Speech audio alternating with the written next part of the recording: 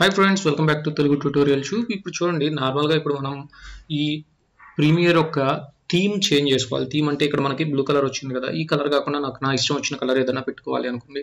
పెట్టుకోవాలి అంటే యాక్చువల్గా ఏం చేస్తామంటే ఎడిట్లోకి వెళ్ళిపోయి ప్రిఫరెన్సెస్లోకి వెళ్ళి ఇక్కడ అపియరెన్స్ మీద క్లిక్ చేస్తాము. ఇక్కడ చేంజ్ చేస్తాం. కానీ ఇక్కడ కలర్ చేంజ్ అనే ఆప్షన్ అనేది హైలైట్ అవ్వలేదు. అది హైలైట్ అవ్వాలి అంటే చూడండి, కీబోర్డ్లో కంట్రోల్ ఫంక్షన్ F12 మీద క్లిక్ చేయండి. మీకు కొన్ని కీబోర్డ్స్లో వచ్చేసేసి కంట్రోల్ F12 కొడితే వచ్చేస్తుంది. కొన్ని కీబోర్డ్స్లో control plus function plus F12 అనమాట.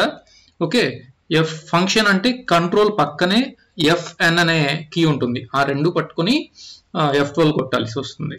క్లిక్ చేస్తే ఈ విధంగా అయితే మీకు కన్సోల్ అనేది ఓపెన్ అవుతుంది. ఓపెన్ అయిన తర్వాత ఇక్కడ 3 డాట్స్ కనబడుతుంది కదా, 3 డాట్స్ మీద క్లిక్ చేసుకొని డీబగ్ డేటా వ్యూ అనేది దాని మీద క్లిక్ చేయండి. క్లిక్ చేసిన తర్వాత ఇక్కడ థీమ్ అని టైప్ చేయండి. ఓకే, థీమ్ అని టైప్ చేసిన తర్వాత ఎనేబుల్ థీమ్ కలరైజింగ్ అని కనబడుతుంది కదా, దాన్ని టిక్ చేస్తే ఇక్కడ చూడండి ఫాల్స్ కాస్త ట్రూ అయిపోతుంది. ట్రూ మీద క్లిక్ చేసుకున్న తర్వాత క్లోజ్ చేయండి దీన్ని. తర్వాత ఎడిట్లోకి వచ్చేసేసి ప్రిఫరెన్సెస్లో అపీరియన్స్ మీద క్లిక్ చేయండి.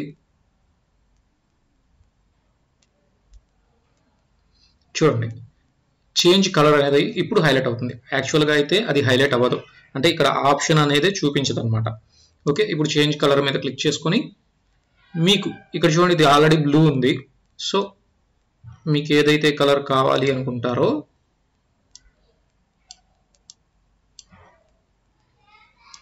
ఆ కలర్ని సెట్ చేసుకొని చూడండి, ఇక్కడ ఆల్రెడీ మీకు చూపించేస్తుంది. ఓకే, ఓకేనా, ఈ విధంగా అయితే మీరు సెట్ చేసుకోవచ్చు. ఇక్కడే కాదు, మీరు ఏదైనా సెలెక్ట్ చేస్తే ఎఫెక్ట్స్లో కూడా అన్ని చోట్ల కలర్ చేంజ్ అయిపోతుంది కాబట్టి ఇలా కనపడుతుంది అనమాట.